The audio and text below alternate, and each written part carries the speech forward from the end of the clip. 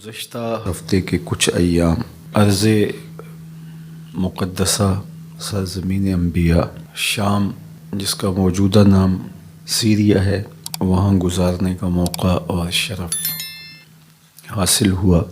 یہاں جو لوگ بستے ہیں ان میں کثرت کے ساتھ لوگوں کا نسب نامہ کسی نہ کسی پیغمبر سے ملتا ہے، تو اس وجہ سے ان میں صبر، حوصلہ، متانت، سنجیدگی اور ظاہری صوری حسن، جمال، خوبصورتی، زبان و بیان کی فصاحت، یہ سب کچھ ان کو ورثے میں ملا ہے۔ اور آج ارض مقدس شام بہت ابتلا میں ہے۔ اس وقت سخت سردی کا موسم ہے اور وہ جس طرح سے گزارا کر رہے ہیں انتہائی دردناک صورتحال ہے۔ باب الہوا کے ذریعے سے ہم شام میں داخل ہوئے تھے۔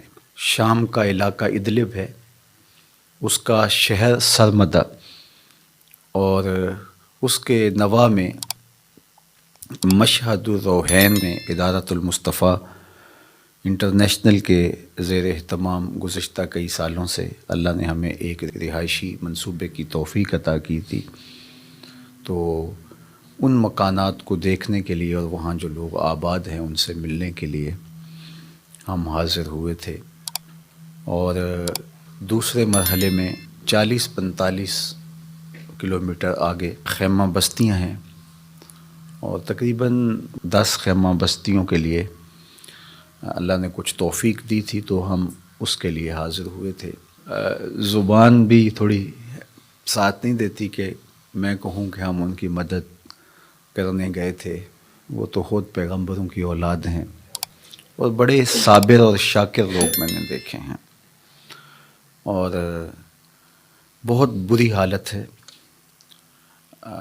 دلدل بنی ہے زمین میں بارشوں کی وجہ سے، بعض علاقوں پہ برف باری ہو رہی ہے، اور تا حد نظر خیمے ہی خیمے ہیں جہاں انسانیت سسک رہی ہے۔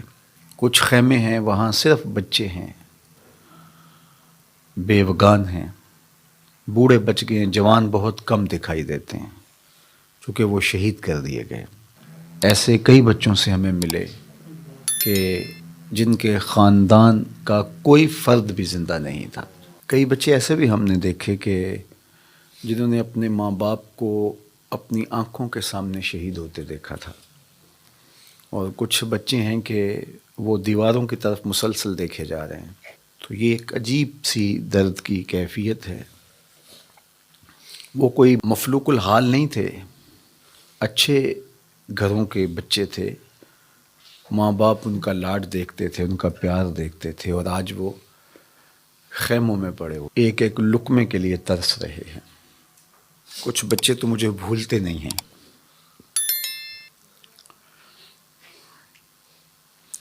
کچھ بچے ہاتھ پکڑ لیتے تھے، چھوڑتے نہیں تھے۔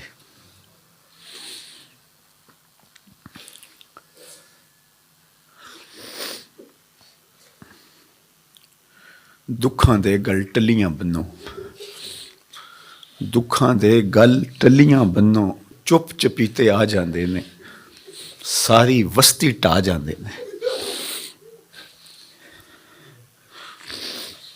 کچھ منظر ہوتے ہیں جو الفاظ کے ساتھ بیان کر دیے جاتے ہیں، اس کا نقشہ کھینچ دیا جاتا ہے، لیکن کچھ مناظر جو آنکھیں دیکھتی ہیں ان کو بیان کرنے سے زبانیں قاصر ہوتی ہیں۔ تو اب میں آپ سے جب کہ ہم کلام ہو رہا ہوں تو میری روح بھی ان خیموں کے بیچوں بیچ کہیں بھٹک رہی ہے، اور میرے خیال بھی وہیں ان بچوں کے ساتھ جڑے ہوئے ہیں، اور میں بات آپ سے کر رہا ہوں، اور میری تمام تر توجہات اور میری تمام، کیا میں کہوں، میرے پاس لفظ ہی نہیں ہیں کہ میں ان کے درد کی تصویر کھینچ کے آپ کے سامنے رکھ سکوں۔ بارگاہ عزت میں دعا ہے اللہ اس امت کے لیے رحم فرما۔ میں آپ سے کہوں گا کہ اپنی ایک ایک سانس کو حضور کی امت کے لیے وقف کرو. یہ طے کر لو کہ ہم ساری زندگی حضور علیہ السلام کی امت کے مجبور اور لاچار لوگوں کو کھڑا کرنے کے لیے اللہ تعالیٰ کی طرف سے دی ہوئی استطاعت کے ساتھ پوری زندگی بسر کریں گے.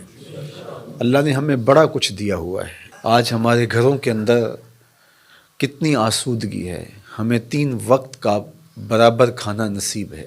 تو یہ ہمیں سوچ لینا چاہیے کہ ہمیں اپنے لیے اب نہیں سوچنا، ہم نے حضور کی امت کے لیے سوچنا ہے.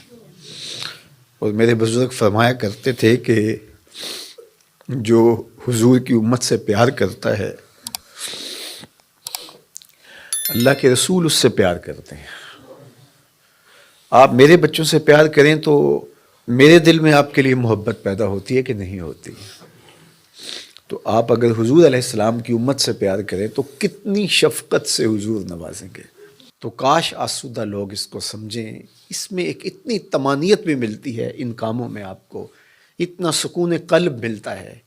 جب آپ محبت کرتے ہیں تو یتیم آپ کو مسکرا کے دیکھتا ہے اور اس کو آپ کو دیکھ کر کے 2 لمحوں کے لیے آسودگی ملتی ہے.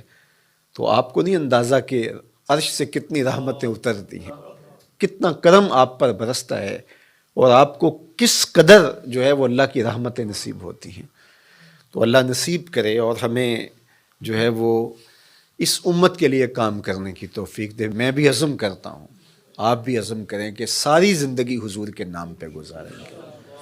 ساری زندگی حضور علیہ السلام کی امت کے لیے، حضور علیہ السلام کے لائے ہوئے نظام کے لیے بسر کریں گے. یہ مشت خاک کام آ جائیں حضور کی امت کے لیے. کل حضور علیہ السلام کی بارگاہ میں پہنچے تو شرمندگی سے بچ جائیں.